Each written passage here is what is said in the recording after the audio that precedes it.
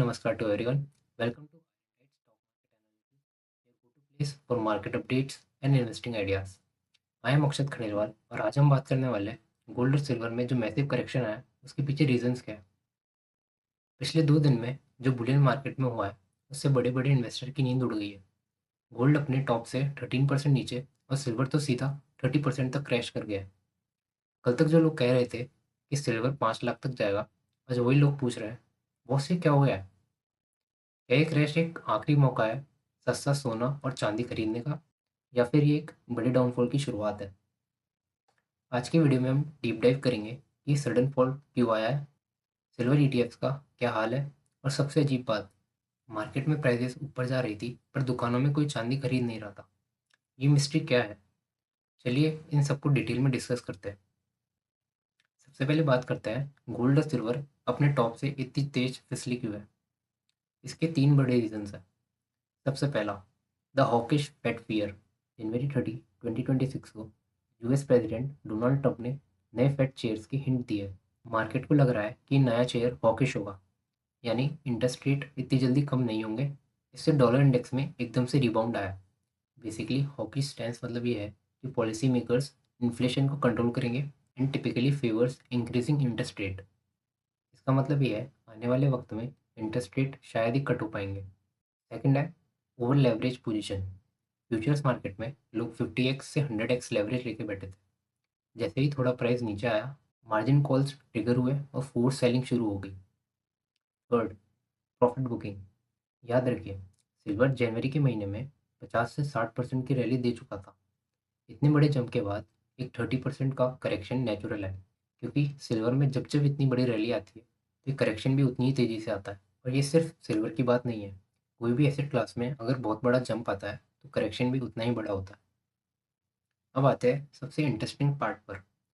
आपने न्यूज़ में सुना होगा कि सिल्वर 4 लाख क्रॉस कर चुका है इंडिया में। पर अगर आप अपने लोकल ज्वेलर्स के पास जाएंगे तो वो कहेंगे भाई साहब कोई खरीदने वाला ही नहीं है। रिटेल सेल्स डेड थी, फिर भी प्राइसेस ऊपर जा रही थी। ऐसा क्यों? इसके पीछे है institutional demand versus retail reality. Silver अब सिर्फ ज्वेलरी नहीं रही। 2026 में एआई चिप्स, सोलर पैनल्स और इलेक्ट्रिक व्हीकल्स में सिल्वर की डिमांड इतनी ज़्यादा है कि उसे स्ट्रेटेजिक मिनरल घोषित कर दिया गया है। चाइना ने सिल्वर एक्सपोर्ट्स पर रिस्ट्रिक्शंस लगा दी है। सप्लाई कम है, इसलिए पेपर मार्केट में प्राइसेस बढ़ रही है, भले ही फिजिकल मार्केट में आम आदमी खरीद नहीं रहा। इंडियन ज्वेलर्स के लिए ये एक मुश्किल वक्त है।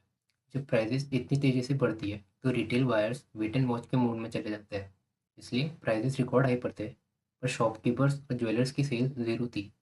पर अब जब प्राइसेस में करेक्शन आया है तो ये शॉपकीपर्स और ज्वेलर्स के लिए एक एडवांटेज है।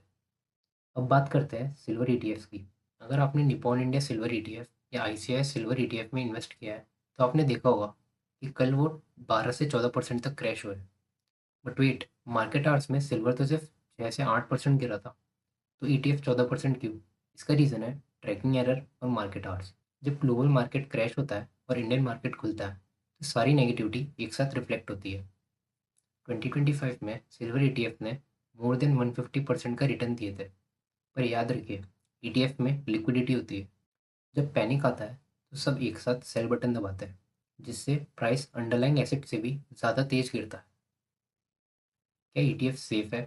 लॉन्ग टर्म में हाँ, पर शॉर्ट टर्म वॉलेटिलिटी में ईटीएफ आपका पोर्टफोलियो लाल कर सकता है। और जब तक ये वॉलेटिलिटी कम नहीं हो जाती और सिल्वर और गोल्ड अपने कंसोलिडेट स्टेट पे नहीं आ जाते, तब तक इनमें इन्वेस्ट करना मतलब सट्टा खेलना जैसा है। तो मेन सवाल आता है, क्या अभी बाय करें? देखिए, गोल्ड अपने $4800 के सपोर्ट पर है और सिल्वर $80 के जोन में है। एक्सपर्ट्स का मानना है कि एक हेल्दी करेक्शन है। अगर आप 4 से 5 साल का नज़रिया रखते हैं तो ये डिप एक मौका भी हो सकता है। बट कई एक्सपर्ट्स का कहना है कि सिल्वर अपने टॉप से 50% तक का करेक्शन दे सकता है। तो फिर स्ट्रेटेजी क्या होनी चाहिए? लमसम से बचिए। अभी मार्केट वोलेटाइल है, सारा पैसा एक साथ मत डालिए।